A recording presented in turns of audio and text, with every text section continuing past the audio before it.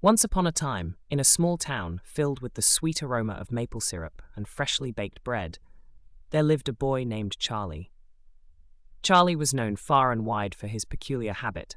Wherever he went, he would shout "Waffles" at the top of his lungs.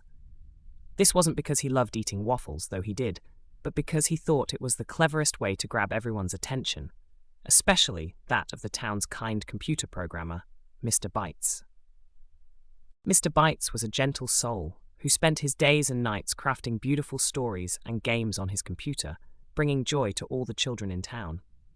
However, Charlie's constant shouting of "Waffles" began to distract him from his work. One day, while trying to concentrate on a particularly tricky piece of code, Mr. Bytes had an idea. He thought, if Charlie loves waffles so much, why not give him a story he'll never forget?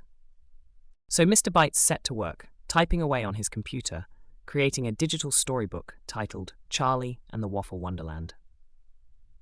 It was a tale about a boy who found himself in a magical land where everything was made of waffles, the trees, the houses, even the birds flying in the sky.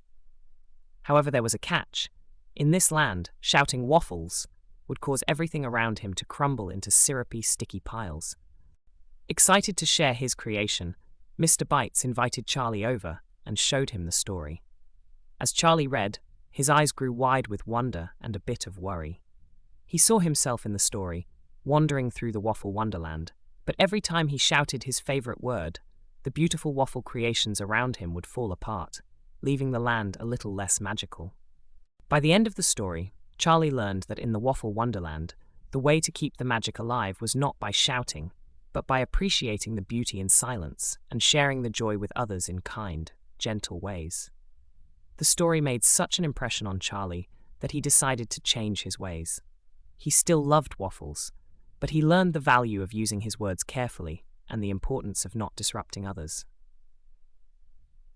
From that day forward, Charlie was a changed boy. He no longer shouted "Waffles" at Mr. Bytes or anyone else.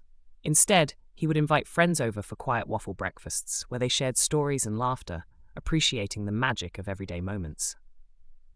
And as for Mr. Bytes, he continued to create wonderful stories, knowing that sometimes the most whimsical tales could teach the most valuable lessons.